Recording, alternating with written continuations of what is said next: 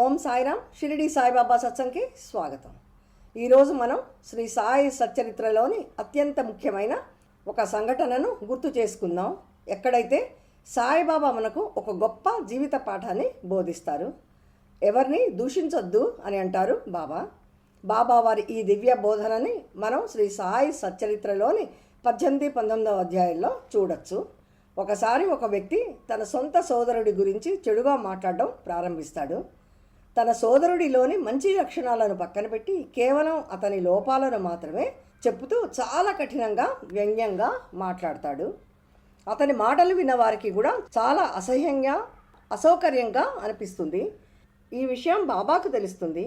బాబా వారి సర్వజ్ఞత కారణంగా వారికి అన్నీ తెలుసు. వారు ఎక్కడైనా ఎప్పుడైనా వెళ్ళగలరు.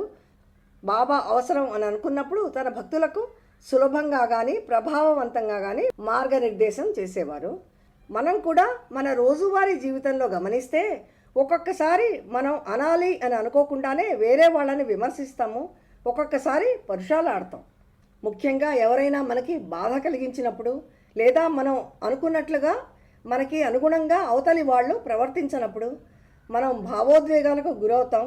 పరుషంగా కఠినంగా మాట్లాడతాం. ఇలా దాదాపుగా మనలో కొంతమందిలో వచ్చే ప్రతిక్రియ ఇది. వాస్తవానికి అలాంటి ప్రవర్తన మనలో ప్రతికూలతను పెంచుతుంది. ఒక్కొక్కసారి సంబంధాలు కూడా తెగిపోతాయి. శ్రీ సాయి సచ్చరిత్రలో సంతులైన వాళ్ళు ఈ విషయాన్ని ఎలా చూస్తారో తెలియజేయబడింది. మురికిని తొలగించుకోవడానికి ఎలాగైతే రకరకాల మార్గాలు ఉన్నాయో అలాగే ఇతరులను విమర్శించే వ్యక్తి తన నాలుకతో వారి లోపాలను కడిగేస్తున్నట్టే అని చెప్తున్నారు. ఈ విధంగా చూస్తే అతనికి తెలియకుండానే అవతలి మనిషికి ఉపకారం చేస్తున్నట్టే. కానీ అదే సమయంలో ఏ మనిషి అయితే ఇతరులను దూషిస్తాడో అతను తన అంతరంగ పవిత్రతని ఇంకా ఆధ్యాత్మిక అభివృద్ధిని పాడు చేసుకుంటున్నట్టే అని తెలియజేశారు. సాయిబాబా వారు ఇలాంటి ప్రవర్తనను సరిదిద్దడానికి ఒక ప్రత్యేకమైన కరుణామయమైన రీతిని అవలంబిస్తారు. అది ఎలాగో చూద్దాం ఇప్పుడు. ఏ వ్యక్తి అయితే తన సొంత అన్నని దూషించాడో పరుషాలాడాడో అతనికి లేండీబాగ్ దగ్గరలో ఒకరోజు ఒక పంది మురికిని తింటూ ఉండటం చూపించి బాబా అతనితో అంటారు, చూడు ఇది ఎంత ఆనందంగా అశుద్ధాన్ని తింటుందో. నువ్వు కూడా అదే విధంగా ఇతరులను దూషించటం ద్వారా ఆనందం పొందుతున్నావు. అసలు ఎన్ని జన్మల పుణ్యఫలమో నీకు ఈ మానవ జన్మ దక్కింది. ఇలాంటి ప్రవర్తనని ఆలోచనను నువ్వు కలిగి ఉంటే షిరిడి నీకు ఎలా సహాయం చేస్తుంది అని అంటారు బాబా.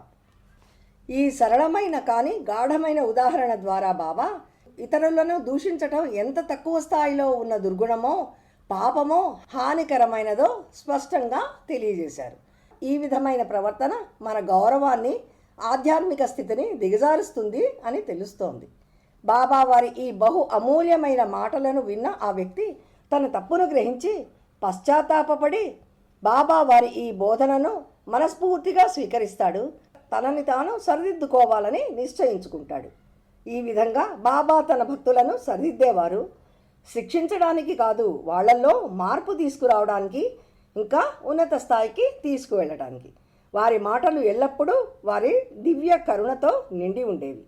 ఈ సంఘటనను బట్టి మనకి తెలుస్తోంది ఏంటంటే మనం మనుషులం గదబట్టి ఎప్పుడో ఒకప్పుడు మనకి బాధ, కోపం, నిరాశ వంటి భావాలు కలగచ్చు. కానీ బాబా మన మంచికే మనకు ఇలాంటి భావాలు వచ్చినప్పుడు ఈ భావాలపై మనం అధికారం సాధించాలని, మనం మన భావాలను నియంత్రణలో పెట్టుకోవాలని బోధిస్తున్నారు. మనం కోపంతో కానీ బాధతో కానీ ఇతరులను దూషించేటప్పుడు కఠినమైన మాటలను ఉపయోగించేందుకు బదులుగా సహనం వహించి పరిస్థితులను అర్థం చేసుకొని మన మాటలను నియంత్రణలో పెట్టుకోవటం నేర్చుకోవాలి. బాబా ఇక్కడ మనకి ఇంకా ఏం తెలియజేస్తున్నారంటే మనం ఇతరుల గురించి మాట్లాడేటప్పుడు మనం చేయాల్సింది వారిలోని లోపాలను చూపిస్తూ వారిని దూషించడమే కాకుండా వారు చేసిన మంచిని కూడా మర్చిపోయి మనల్ని మనమే దిగజార్చుకుంటున్నాము అని చెప్తున్నారు బాబా. అనేక పుణ్యకర్మల ఫలంగా మనకు ఈ మానవ జన్మ లభించింది. ఇంతటి విలువైన జన్మని విమర్శలతో ద్వేషాలతో వృధా చేయకూడదు అని అంటున్నారు బాబా. దానికి బదులుగా ప్రేమ, భక్తి ఇంకా ఆత్మోన్నతి కోసం మన ఈ విలువైన జీవితాన్ని ఉపయోగించుకోవాలి అని అంటున్నారు బాబా. బాబా వారి దివ్య బోధనలను మనం అర్థం చేసుకొని పాటిస్తే వారి దివ్య కృపను మనం తప్పకుండా పొందవచ్చు. మన మనసు ప్రశాంతంగా మారుతుంది, మన సంబంధాలు మెరుగవుతాయి, ఇంకా ఆత్మ సాక్షాత్కారం పొందే మార్గం మనకి దగ్గరవుతుంది. బాబా వారి ఈ బోధన ద్వారా మనం తెలుసుకోవాల్సింది ఏంటంటే, ఎప్పుడైనా మనకు ఎవరి మీదైనా కోపం వచ్చినప్పుడు, మనకు బాధ కలిగినప్పుడు ఒక్క క్షణం ఆగి బాబా మాటలను గుర్తు చేసుకోవాలి. కోపానికి బదులుగా కరుణను, కఠినత్వానికి బదులుగా మౌనాన్ని వహించి, వారిని ద్వేషించే బదులుగా ప్రేమ భావాన్ని పాటించడం నేర్చుకోవాలి. మన మంచి మనకెక్కడికి పోదు, బాబా బాటలో నడుస్తున్నాం అనే సంతృప్తి కలుగుతుంది, వారి ఆశీర్వాదాన్ని పొందుతాం.